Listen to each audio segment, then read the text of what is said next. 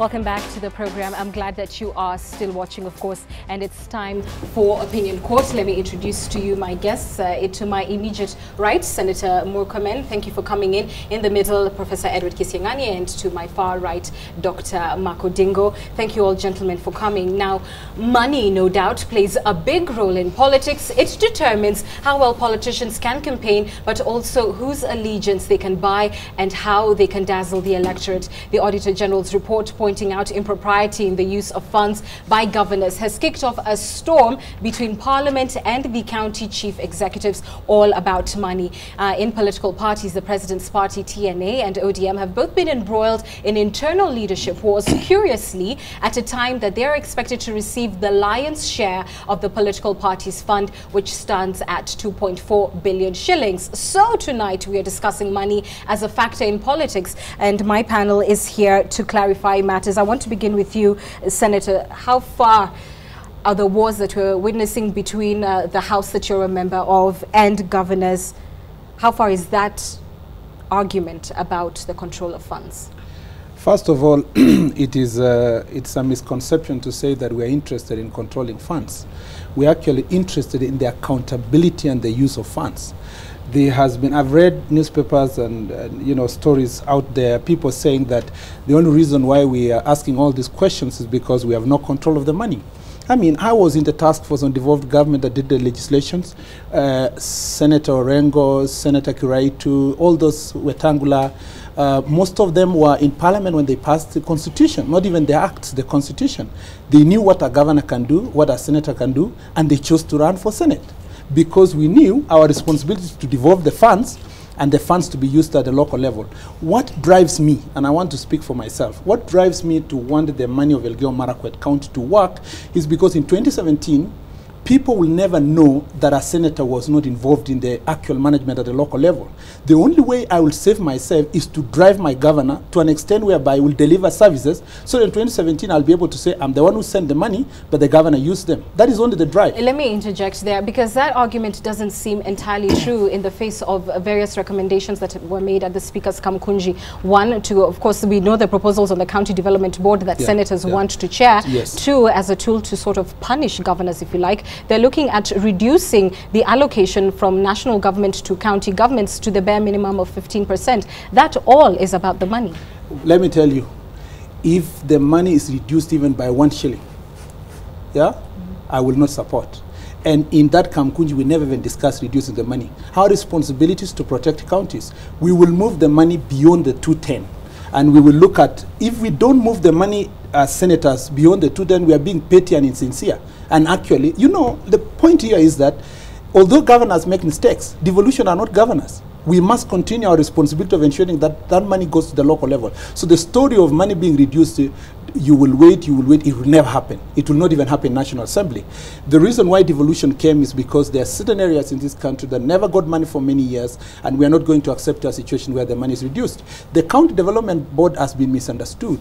It is just a collegiate of leaders to be able to harmonize development in their county, to bring together the money that is coming from development CDF, National Government Fund, and also to give us information that will necessitate and make it possible for us to make the best argument possible for further allocation of funds and how that money is going to be used. I appreciate that, but even the County Development Board, it is with the Senator as the chair of that board. Let me bring in Dr. Makodingo in this argument. Do you believe what he's saying, that there is no interest whatsoever in who is controlling the resources? And might you also think that perhaps governors, given the amount of resources that they're controlling, perhaps are becoming too big for other arms of government to feel too comfortable with? In fact, for a while I actually thought it wasn't. For a while I thought senators are purely interested in ensuring the devolution works. But Murkomen's own explanation has interests. He says his interest is to ensure that come 2017, he is not blamed for the failures of the governor. Yes. Now, of course, that in itself is huge interest. Because he wants to ensure that he shares in the success of the governor. Now, not for the people of Elgeyo Marakwet, but to ensure that he's electable come 2017, because everybody will be blamed. But talking about the County Development Board, Murkomen says it's a consultative forum that brings together all these people. I will be comfortable if it ended there. The problem is now the county government's amendment bill number 2 that is now being discussed says that they will approve the county budget before it is submitted to the county assembly, that they will approve the county development plans before it's submitted to the county assembly, that in fact, essentially, the county development board, chaired by the senator, vice-chaired by the women rep, where members of parliament exist, in certain counties actually has a bigger number of non-county elected people than the people actually elected to do development. Look, take for example, Kiambu County. Kiambu County has 12 members of parliament, plus the women rep, the senator, that makes 14. The rest of the members of that board, yeah, which includes the governor, the deputy, the speaker, and the 2 representatives from finance and planning, yeah, make 8 people. Now, it is feasible that in fact, the people who are never given the mandate at the county to do development and to do execute functions can actually make a decision as to how the county is developed. So you have a governor who goes to campaign and says, let's assume that the governor of Homa Bay went and told people, I want to put jacuzzis, I want to bring jacuzzis for everyone in their house. And was that, on that basis that the people elected him. Then this board comes and, you know, chaired by, for Homa Bay, chaired by Kajwang, and says, no, we don't agree with the governor. We want to, you know, build toilets behind every house.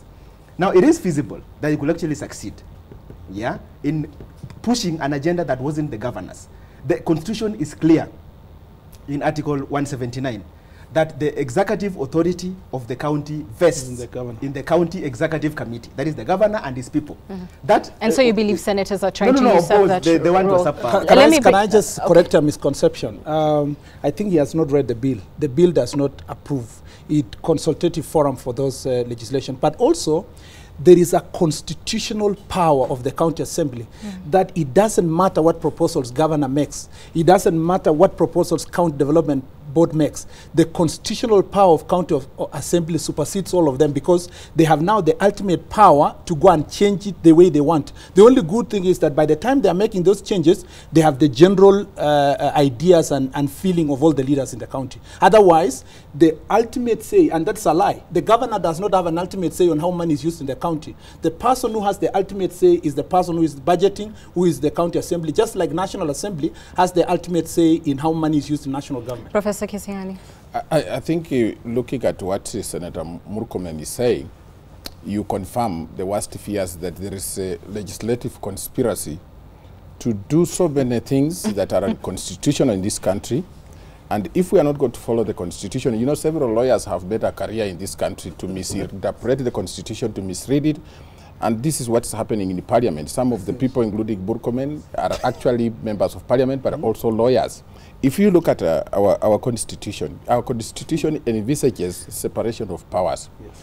If you look at the arguments of senators, they want to be part and parcel of the executive wing of the county governments, sit with governors as chairman of development boards, and still play the role of oversight. Yes. How do you even come to that point? It's tragic because if you are not going to do oversight in a committee where you played, it's like playing football in a team and then you want also to be the referee. Senator, is that right? Well, I mean, it's a good question because we know we have gone through the whole hog, including public participation. Initially, people thought the way Professor is thinking, but once they realized that if you have a senator that does not know what to go and make a case for in national government or what they are doing in the county, in the Senate, or if you have an MP who does not understand how to use the other development funds, I mean, the CDF, you will have conflicting and double allocation in particular areas. But so what I hear him asking you is about the fact that you want to play a goalkeeper and referee at the same time. We don't even play a role in terms of how that money is used. We don't even see the money. And no. I want to add something before you finish, Senator. Yes. Some of the senators don't have even the capacity to sit on development boards. Well, I'm not making a bad innuendo. You remember the threshold for electing a senator in the electoral laws of this country is lower than that one of even appointing electing an MP. Yeah. So some of them, if you put them on the line and ask them to the senator, Yes, some of the senators do not have the intellectual capacity nonetheless, they were elected by the people. They were elected by the people, yes. But our constitution is clear. You know, this is what I don't understand with the politicians. Once people go to parliament, somehow the reasoning they had previously ceases to exist. Are you referring to Murkomen here? Yes, I'm referring to Murkomen. I have even received a tweet which says that Murkomen has become a psychopath. Yes. I have even shown him. Oh dear, let's not show just gentlemen, please. Let's clear this. Yes, just a minute before we go. Yes. Articles 95 and 96 are very clear on the roles of the National Assembly, the members of Parliament, both at the National Assembly and the Senate. None of those roles, none of them, includes coming back to the county to determine how development, or even to consult on how development is done at the county level. To do that, in fact, if this bill were to go through, it will be fundamentally increasing the powers of a member of Parliament, both at the National Assembly and at the Senate, which, in my opinion, is a function that actually requires a referendum to be taken. I really don't know whether we should be talking about powers or we talk about service and responsibility. I mean, you know, well, that's a nice way for a politician to put it. If you are a governor, you are a governor. If you are an MP or a senator, I mean MP, which is a senator and a member of National Assembly, is that you are an MP. The only thing that county development board benefits us is basically to know that what the right hand is doing is done by the left hand. And by the way, I will not have a problem, and we have always accepted criticism. If it happens after Amos Wako, the senior counsel, James Wrangles, myself, Kiraitu Murungi, Mutula Kilonzo Jr., Omar Hassan, Professor Kindiki, if all these lawyers were wrong, in terms of how we looked at the bill, I mean, the advantage is that our constitution allows the declaration of that kind of legislation, if it's unconstitutional, to be unconstitutional after the process has been done. But in my own honest opinion, the objective of Sang's bill was to enable us to be able to sit together around. If we had this bill, the problems you are seeing out there about a county budgeting 53 million for purpose of luxury, unnecessary travels that are done in the counties, unnecessary allocation on functions that are for national government would have been avoided, because this is a peer review place. What stops them from meeting and consulting now? Let me add something. Let me just add something. People who think that the only person who will be held account at that meeting is the governor are wrong.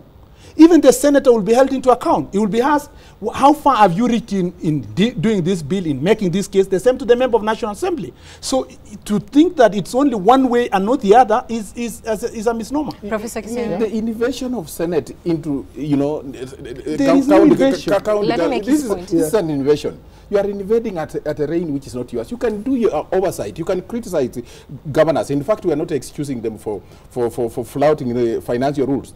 You sit at a point where you can look at Senate and say, look, you have a blemish on your face. And then tell them the remedy for doing this is A, B, C, D. But don't go there and sit there. Then after making decisions, all you're going to do is sit there and intimidate the governors and say, we can excuse you, but let us share the money. If there's a lot of money, senators just want to share the money. Let's get something clear. Which is not true. In fact, the corruption will increase when senators enter the county government. Let's hear Dr. Makudingo's point. The thing with the lawyers and politicians is that they will come on national TV and say, you haven't read this thing. I have not just read it. I've studied the county government amendment bill. Now, if senators just wanted a consultative forum, what stops them from having that consultative forum now? Murkomen has a big problem with this governor. His former classmate, in fact. No. There's a time they couldn't even meet in a public place. No, that's but the question I'm asking is, why do we need a law? Let me say this. We can't allow. No, virtually all governors have a problem with that. It will be difficult. No, Senator, wait, Senator. Which senator has no problem with that? Professor, please let us listen to his point, and then you have your right of reply. All right. As it is now, governors could actually meet with senators. They could meet with all those people, because all those people exist. Those positions, nothing bars them. The reason they need a law, is because they want to exert authority. That is the only reason they need a law. What stops Murkomen from going to Elgeyo Marakwet today and having that consultative forum? If they just want an informal, yes, let's ask him. What stops you? We've just had it. It's not even a month. No, so why do you need a law? Let me say something. We even issued a press statement. I mean, we even shared responsibilities. I was given responsibility to deal with certain issues that deal with land problems in Elgeyo Marakwet, issues to do with oil exploration in Elgeyo Marakwet. So for his assertions, I don't understand. So then why do you need a law? We are just saying all counties have not benefit that Elgeyo Marakwet has. You need to look for a situation where leaders are mandated to come together. So you are solving a personal problem, a personal relationship problem. Dr. Makudingo, Dr. Makudingo, please, Professor, I'd have to prevail upon both of you to just give us a little breathing room so we can appreciate everything you're saying and move the conversation forward. But I just want to make a final question to you. I think your points have been made. I want to make a final question to you, Senator Murkomen, in terms of the allegations that because the CDF is paltry, if you like, in comparison to what governors have been spending, and that the Senate appeared to be the upper house to many at the time of going into the elections, that really this again becomes a question of control of resources, because when it comes to the next election, governors will have been able to get their projects done in no time at all, given the amount of resources that they have, and MPs will be trudging along perhaps with half-stalled CDF projects, and you yourselves, Lord knows what you'll present to the electorate. Let me make it very clear. There is no governor who will do anything without me, because I am the one who makes the money together. So once he has succeeded, I just come and stand there and say he succeeded using the money we gave. In fact, I will refuse to be part of any process that handles money of the counties, even if the Constitution allowed, because it doesn't allow. The Constitution is very clear. If you read, you know, people who have not read the Constitution make these misconceptions. Murkomen would never want a situation where you handle money, because I was in the committee that investigated Governor Wambora. The deputy governor almost found herself in trouble, even if she was not doing anything, because there is a misconception that she have handled money. If you deal with money and you have no proper control, you will be hanged. So as a senator, the last thing I would want to handle is money. The MPs who would still want to continue with their CDF are now coming to the realization that it is enough for them to manage what they have. And in any case, it's still led to, you remember last time MPs almost 80% went home, even with CDF, and most of the excuses was CDF. If you sit clearly with some MPs, they will tell you this CDF is a trouble. By all right, let me ask him a question, just a little question. One question, Senator, if you went to Elgeyo Marakwet and sat on the county development board, would you ask for allowances? No. Zero. What about your colleagues? What about your colleagues? No, they will not, because there would be no vote. Fuel allowance. We have money. We have money for going to our county. Not enough. Not enough to wait to your appetite. We have transport. Let me be very honest. Every time you travel to your county, you have money to come and claim.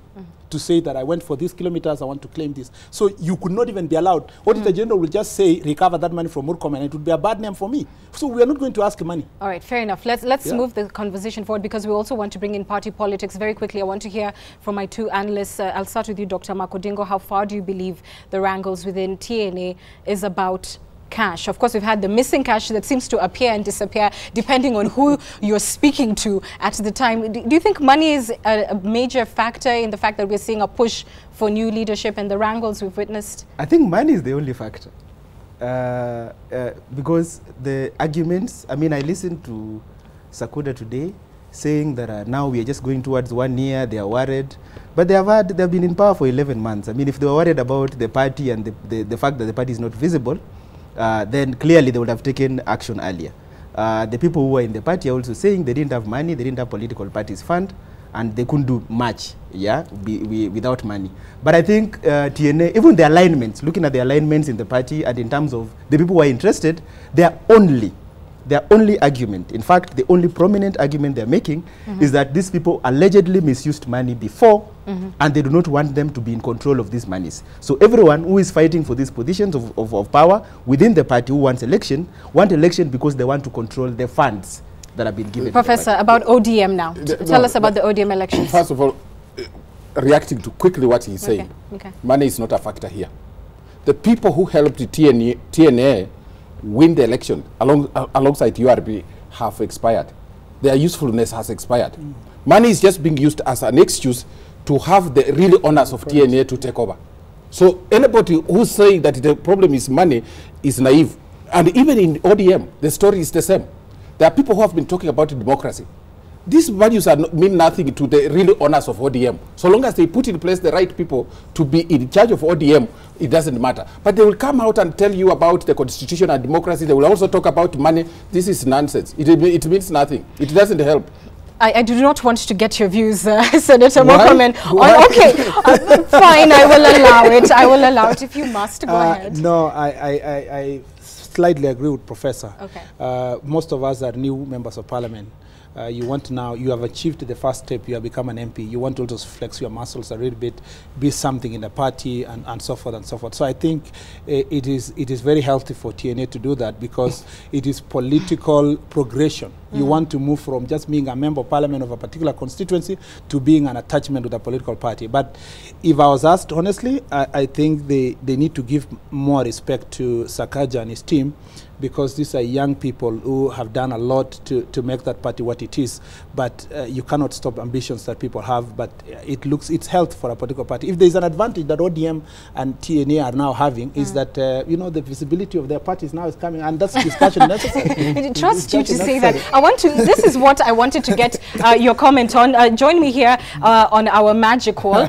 This is the only reason I wanted to spare you comments. Now, over the weekend, you had quite a war of words with my previous guest on Opinion Court, which is Ahmed Nasir Abdullahi, Senior Counsel, a title which I understand you're also debating in the Senate. Let me just show you first what he wrote. Perhaps you could take this full screen if I'm not sure you could see it clearly. But it reads and says, a test tube politician is one no one has heard of before, but who suddenly appears with a bang on the national scene after a general election. He's usually the creation of a powerful politician. He is then elected to the Senate or to Parliament, or as a governor. He quickly loses the little head he had, and makes silly both of himself and his creator. That was published over the weekend, and then all of a sudden a Twitter war began. Why did you feel the need to respond directly to Ahmed Nasir when in that particular column he did not mention you? Well, basically, you remember I sent 3 tweets to your show last week, and you remember the last statement he had said about the same. But that's not an issue for me. The main issue for me is that if you are a senior counsel, there are certain requirements that are expected of you. He wrote an article about 2 months ago that he was attacking the Kalenjin community and telling Uhuru Kenyatta to forget about that community because they would leave him somewhere, and so forth and so forth. And again, this time round, he wrote an article, disguised it that Rift Valley, but he meant, of course, the Kalenjins and Luos, but he hid himself between Nyanza and Rift Valley and so forth. And let me challenge you on that, because of the tweets that is here on the screen. I'm coming to and that. You said, I'm coming to that. why is Ahmed Nasir Law abusing all Kalenjins when the truth is he is targeting me? Because it was an extension of last week's discussion from this show. But it wasn't. If it was not, he wasn't going to. I challenge you. If it was not from that, you can go back to what he said at that particular time.